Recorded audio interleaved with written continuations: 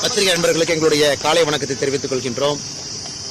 பாரதிய ஜனதா கட்சியினுடைய மூத்த தலைவராக, அமைப்பு பொதுச் செயலாளராக, மாநிலத்தினுடைய தலைவராக, மணிப்பூர், வெஸ்ட் பெங்கால் மாநிலத்தினுடைய ஆளுநராக இருந்த அற்புதமாக தேசத்திற்காக பணி செய்த ஐயா இல கணேசன் அவர்கள் ஆகஸ்ட் 15ஆம் தேதி நம்மை விட்டு பிரிந்து இறைவனடி சேர்ந்திருக்கின்றார். நாளை நம்முடைய கட்சி வேறு வேறு அமைப்புகள் சார்பாக, RSS இயக்கம் சார்பாக நாளை சாயங்காலம் கலைவாணர் அரங்கில் மாலை 5 மணி அளவில் எங்களுடைய மாநில தலைவர் அண்ணன் நயினார் நாகேந்திரன் அவர்கள் ஐயாவிற்கு புகழஞ்சலி கூட்டத்தை ஏற்பாடு செய்திருக்கின்றார்கள். என்ற முறைப்படி அவங்களுடைய இல்லத்திற்கு வந்து குடும்பத்தினெல்லாம் சந்தித்துவிட்டு நாளை புகழஞ்சலி கூட்டத்திற்கு வர வேண்டும் என்கின்ற வேண்டுகோளையும் வைத்துவிட்டு, தலைவர்கள் எல்லோரும் வேண்டுகோளை வைத்துவிட்டு இங்கிருந்து கிளம்பி செல்கின்றோம். நாளை குடும்பத்தினரும் புகழஞ்சலி கூட்டத்திலே பங்கேற்க இருக்கின்றார். ஐயாவுடைய மறைவு என்பது பெரும் இழப்பு.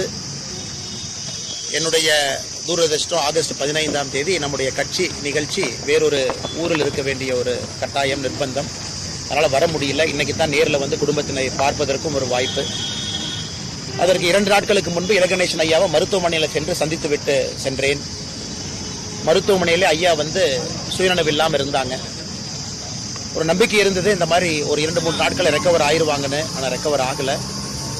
அதனால் நிச்சயமாக நாளைக்கு புகழஞ்சலி கூட்டத்தில் அவரை தெரிந்தவர்கள், அவரை அறிந்தவர்கள், அவரோடு பணி செய்தவர்கள் எல்லோரும் வந்து நீங்கள் பங்கேற்க வேண்டும் என்று எங்கள் மாநில தலைவர் சார்பாக, பாரதிய ஜனதா கட்சி சார்பாக, பத்திரிகை நண்பர்கள் மூலமாக இந்த அன்பு வேண்டுகோளையும் உங்களுக்கு வைக்கின்றோம். அதை தாண்டி உங்களுக்கு கேள்வி இருக்கும், கேள்வினா பதில் சொல்லலாம். மிக முக்கியமாக துணை குடியரசுத் தலைவராக சிபி ராதாகிருஷ்ணன் அவர்கள் வேட்பாளராக அறிவிக்கப்பட்டிருக்கிறாரு.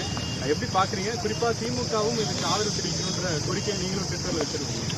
அண்ணா, நம்முடைய மதிப்பு மிகுந்த மகாராஷ்டிராவுடைய ஆளுநராக இருக்கக்கூடிய அண்ணன் சிபி ராதாகிருஷ்ணன் அவர்கள் இன்று காலையில் புதுடெல்லியில் குடியரசுத் தலைவர், துணை தலைவருக்கான தேர்தலுக்கான வேட்பு மனுவை தாக்கல் பண்ணியிருக்கிறாங்க டெல்லியில் இன்று காலையில்.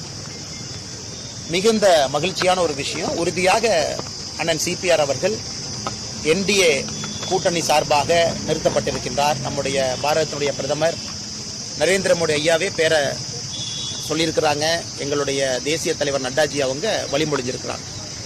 அதனால் நிச்சயமாக உறுதியாக வெற்றி பெற்று அந்த இருக்கைக்கு பெருமை சேர்ப்பார். அது எந்த மாற்று கருத்தும் இல்லை. அதே நேரத்தில் தமிழகத்தில் நாம் எல்லோரும் ஒரே நேரத்தில் ஒன்றாக இருந்து, எல்லா அரசியல் கட்சி தலைவர்களும் ஒன்றாக இருந்து அண்ணன் சிபி ராதாகிருஷ்ணன் அவர்களை வெற்றி பெற செய்து அந்த இருக்கைக்கு அனுப்ப வேண்டும் என்பது எங்கள் கட்சியின் வேண்டுகோள்.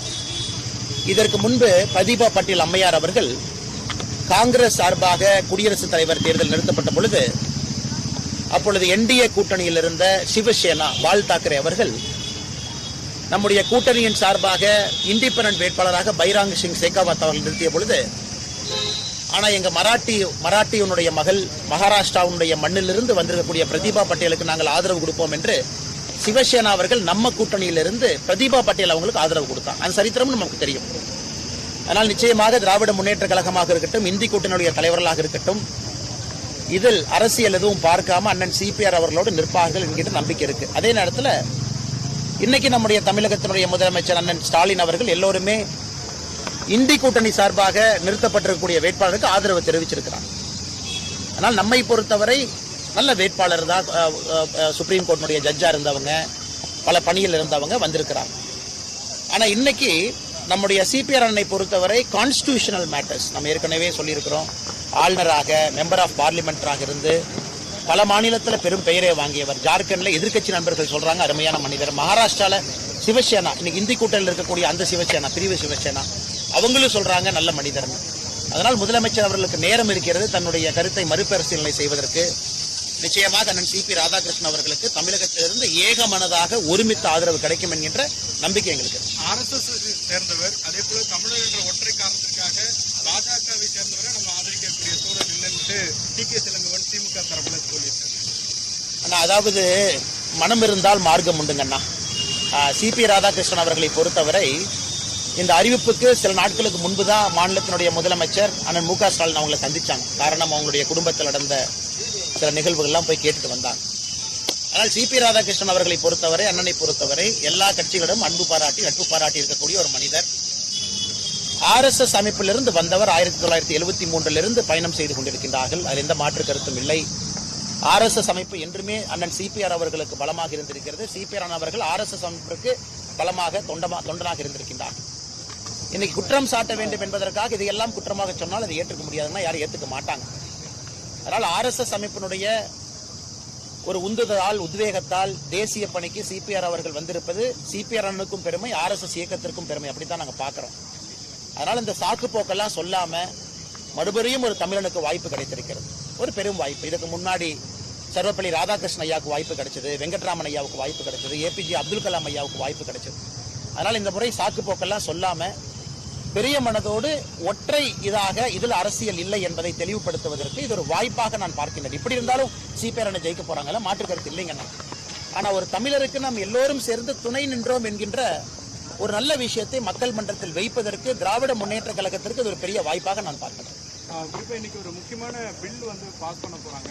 ஏற்கனவே 30 நாட்களுக்குள்ளாக ஒருத்தர் குற்றவாளின்னு சொல்லி முதலமைச்சரையோ அல்லது அமைச்சர்களையோ சொன்னா அவங்களுடைய பதவி நீக்கம் அப்படிங்கிறது ஏற்றுக்கொள்ளக்கூடிய வகையில் இருக்கா? ஏன்னா இப்போ நிறைய பொய் புகார்கள், பொய் வழக்குகள் எளிதாக பதியக்கூடிய இந்த காலகட்டத்தில் இந்த அமெண்ட்மெண்ட் எப்படி இருக்கு? ஆனா இந்த கான்ஸ்டிடியூஷனல் இந்த புது அமெண்ட்மெண்ட் இன்னைக்கு பாராளுமன்றத்திலே தாக்கல் செய்யப்படுவதாக பத்திரிகை நண்பர்கள் நீங்க சொல்லிட்டு இருக்கிறீங்க. அதுல நீங்க வச்சிருக்கிறது படி நான் சொல்றேங்கன்னா, இது பிரதம மந்திரியில் ஆரம்பித்து பிரதம மந்திரி, கேபினட், கவுன்சில் ஆஃப் மினிஸ்டர்ஸ், ஒரு நாட்டினுடைய முதலமைச்சர், மாநிலத்தினுடைய கவுன்சில் ஆஃப் மினிஸ்டர்ஸ் எல்லோருக்கும் பொருந்தக்கூடிய ஒரு சட்டம். இது யாரோ தனிப்பட்ட முறையில் அமைச்சருக்கு மட்டுமில்லை, அதாவது யாரெல்லாம் சத்திய பிரமாணம் எடுத்து அமைச்சராக பதவியேற்றிருக்கின்றார்களோ, பிரதமராக, மாநிலத்தினுடைய முதலமைச்சராக எல்லோருக்கும் பொருந்தக்கூடியது. இதற்கு முன்பு பல விஷயத்தை பார்த்தோம். டெல்லியில ஒரு அமைச்சர் பழங்காலமாக ஜெயிலில் இருக்கிறாரு, ஆனா அமைச்சராக கன்டினியூ பண்ணாரு. தமிழகத்துல பார்த்தோம், திராவிட முன்னேற்ற கழக ஆட்சியில ஒரு அமைச்சர் ஜெயில பலகாலமா இருந்தாரு, கடைசியில தான் நீக்கினாங்க. ஜார்க்கண்ட்ல ஒரு மாநிலத்தினுடைய முதலமைச்சர் அவரும் கைது செய்யப்படும் பொழுது பிரச்சனை ஆச்சு. அதனால் நிச்சயமாக இந்த சட்டம் என்பது வரவேற்க வேண்டிய சட்டம். அதுவும் உங்களுக்கு தெரியும், யாரை கைது பண்ணாலும் கூட இன்னைக்கு கோர்ட் இருக்கு, நீதிமன்றம் நடுநிலைமையாக இருக்கு, பெயில் ஆர்டரை பாக்குறாங்க, அதெல்லாம் டிஸ்மிஸ் ஆகுது. அதனால் மிக தெளிவாக இந்த சட்டத்தை பொறுத்தவரை 31 நாட்கள் என்கின்ற ஒரு நாளை பயன்படுத்துறாங்க. 31வது நாள் அவங்க ஜெயில இருக்காங்க அப்படிங்கும் பொழுது அந்த மாநிலத்தினுடைய ஆளுநருக்கும் லெப்டினன்ட் கவர்னர் இருவருக்கும் அதிகாரத்தை கொடுக்கறாங்க, நேரடியாக பதவியிலிருந்து நீக்குவதற்கு. இது வரவேற்கப்பட வேண்டிய சட்டம். காரணம், இந்தியாவில் பதவி ஏற்கிறாங்க, அதுக்கு ப்ரொசீஜர் இருக்கு. ஆனா பதவியிலிருந்து இறங்குவதற்கு ப்ரொசீஜர் இல்லை. இன்னைக்கு அந்த சின்ன லூப் ஹோல்ல அந்த சட்டத்தின் மூலமாக அடைக்கப்பட்டிருப்பதாக நாங்கள் பார்க்கின்றோம். இப்போ பொய் வழக்குகள் நிறைய புனையப்படுறதை எதிர்கட்சிகள் சொல்றாங்க. இடி போன்ற ரைடுகள்ல குறிப்பா செந்தில் பாலாஜி எல்லாம் அவரெல்லாம் கைது செய்யப்பட்டு இப்ப வெளியே இருக்கிற சூழல். ஆனா இந்த மாதிரி ஒரு சட்டம் எதிர்காலத்துல உங்களுக்கே கூட அண்ணா நீங்க பாருங்கன்னா கரெக்ட் ஒத்துக்கிறேன். அதனாலதான் பிரதமர் என்கின்ற வார்த்தையை பயன்படுத்துறாங்க, கவுன்சில் ஆஃப் மினிஸ்டர்ஸ் பயன்படுத்துறாங்க, முதலமைச்சர் பயன்படுத்துறாங்க, எல்லோரையுமே உள்ள கொண்டு வந்திருக்கிறாங்க. அது யாரையுமே விட்டு வைக்கவில்லை. யாரெல்லாம் பதவி பிரமாணம் எடுத்து செஞ்ச பதவியில் இருக்கிறாங்களோ எல்லோருக்கும் பொருந்தும். இரண்டாவது, நீங்க சொன்ன எல்லா நபர்களுமே கோர்ட்ல எங்கேயுமே உங்கள் நிரபராதி கிடையாது. கைது செய்யப்பட்ட உடனே பெயிலுக்கு மூவ் பண்றாங்க. பெயில் உங்களுக்கு தெரியும் 12 நாள் 13 நாள்ல கிடைக்கும். அதனாலதான் 31 நாள் அப்படிங்கிற ஒரு நாளை பயன்படுத்துறாங்க. கைது பண்ண உடனே லெப்டினன்ட் கவர்னர் பதவியிலிருந்து நீக்கணும் அப்படி சொன்னா நீங்க அண்ணன் சொல்ற வாதத்திற்கு ஒரு வாதம் இருப்பதாக நான் பார்க்கின்றேன். ஆனா பதவி நீங்க கைது செய்யப்பட்ட பிறகு 31 நாள் அப்படிங்கும் பொழுது நீங்க கோர்ட்ல 2 முறை பெயிலுக்கு போயிருப்பீங்க. லோவர் கோர்ட்ல ஒரு பெயிலுக்கு போயிருப்பீங்க, அப்பீல் ஒரு பெயிலுக்கு போயிருப்பீங்க. அதனால தான் 31 நாட்கள் என்கின்ற வரைமுறை வச்சிருக்கிறாங்க. அதனால் கோர்ட்டு மேல இன்டர்ஃபியர் பண்ணித்தான் அதன் பிறகும் பெயில் கிடைக்கல, அதன் பிறகும் சிறையில் இருக்கிறாங்கன்னா கோர்ட் அரசு தரப்பினுடைய வாதத்தை ஏத்துக்கிறாங்கன்னு அர்த்தம். இடியோ என்ஐஏவோ ஏதோ ஒரு அமைப்பு. அதனால் என்னை பொறுத்தவரை முதல்ல இந்த வரவேற்கப்பட வேண்டிய சட்டம். இரண்டாவது, சட்டத்தில் கொடுத்திருக்கக்கூடிய நாட்கள், அதுவும் ஒரு வாரம் 10 நாள். ஆமா, நீங்க சொல்றதுல ஒரு நியாயம் இருக்கு, ஆர்குமெண்ட் சேக். ஆனா 31 நாளுங்கும் பொழுது நீங்க பெயில் ஆப்ஷனும் எக்ஸசைஸ் பண்ணிருப்பீங்கல்லங்கண்ணா. அப்ப கோர்ட்டு தலையீட்டின் பேர்ல தானே அவங்க ஜெயில இருக்காங்க. அதனால இந்திய ஜனநாயகத்துல மக்களுக்கும் ஒரு நம்பிக்கை வரணும்ல. நான் ஓட்டு போட்டவங்க தப்பு பண்ணா சிறைக்கு போறாங்க, தப்பு பண்ணா அமைச்சரா இருக்க மாட்டாங்கிற மக்களுக்கும் நம்பிக்கை கொடுக்கணும். அதுவும் ஜனநாயகத்துல முக்கியமான ஒரு பங்கு. அதை நம்முடைய அரசு செய்திருப்பதாக நாங்கள் பார்க்கின்றோம். ஆனா இப்போ தீர்ப்பு வர்றதுக்கு எவ்வளவு நாள் ஆகும்னு ஒரு காலக்கெடு இல்லாத சூழல்ல அவங்களால மீண்டும் பதவி ஏற்கிறதுக்கு ஒரு முடியாத சூழல் இருக்கும். ஜனநாயகத்துக்கு எதிரானதா பார்க்கலாம். அண்ணா ஜெயில இருக்கும்போது நம்ம சொல்றோங்க அண்ணா, ஜெயில இருக்கும்போது நம்ம சொல்றோம், அவங்க சிறையில 31வது நாள் இருக்கிறாங்க, லெப்டினன்ட் கவர்னர் அந்த பதவியிலிருந்து டிஸ்மிஸ் பண்ணிடுறாங்க. சிறையிலிருந்து வெளியே வந்து விடுகின்றார்கள். சிறையிலிருந்து வெளியே வந்து விடுகின்றார்கள் என்றால் அது பொருந்தாது. இது எப்பனா, ஒரு மினிஸ்டர் சிறையிலேயே 1 வருஷம் இருக்கிறாங்க. ஆம் ஆத்மி கட்சியில் ஒருத்தர் இருந்தார், 1.5 வருஷம் இருந்தார். தமிழ்நாட்டில் இங்க திமுக ஆட்சியில் ஒரு அமைச்சர் ரொம்ப நாள் ஜெயிலில் இருந்தார். 8-9 மாசம் இருந்தாங்க. அதுக்கப்புறம் தான் நீக்கினாங்க. அவர்களுக்கான சட்டம் இது. நீங்க வெயில்ல வெளியே வந்துடுறீங்க, அதன் பிறகு இந்த சட்டம் பொருந்தாதல்லங்க. ஆனா இது நாளைக்கு விஜயுடைய மாநாடு எப்படி பாக்குறீங்க? தொடர்ந்து பல விமர்சனங்களை வச்சிருக்கீங்க. நாளை எப்படி இருக்கும்னு பாக்குறீங்க? தமிழக வெற்றி கழகத்தை பொறுத்தவரை தமிழகத்தில் எல்லோரும் மாநாடு நடத்துவதற்கு உரிமை இருக்கு. மாநாடு நடத்தட்டும்.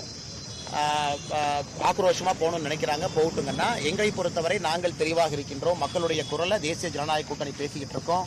திராவிட முன்னேற்ற கழகத்திற்கு மாற்று ஆட்சியிலிருந்து இறக்கிய பிறகு தேசிய ஜனநாயக கூட்டணி அமரும் என்பதை மக்கள் பேச ஆரம்பிச்சுட்டாங்க. அதனால விஜய் அவருக்கும் வாழ்த்துக்கள், நாளைக்கு மாநாட்டுக்கு வாழ்த்துக்கள். ஏன்னா எல்லாருமே அரசியல் களத்தில் இருக்கிறோம். ஆனால் மக்கள் எங்களுடைய சித்தாந்தத்தையும் எங்களுடைய கொள்கையும் அதிகமாக நம்புவார்கள் என்கின்ற நம்பிக்கை எங்களுக்கு இருக்கு. நன்றி அண்ணா. தேங்க்யூ அண்ணா.